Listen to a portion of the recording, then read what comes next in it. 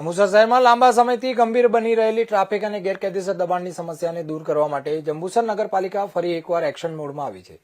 2 દિવસના વિરામ બાદ આજે નગરપાલિકા દ્વારા શહેરના અતિવ્યસ્ત એવા ડેપો વિસ્તારમાં મુખ્ય અધિકારી શ્રી પંકજ નાયકની સીધી રાહબરી હેઠળ કડક હાથે દબાણ હટાવવાની કામગીરી શરૂ કરવામાં આવી હોવાનું જાણવા મળ્યું છે।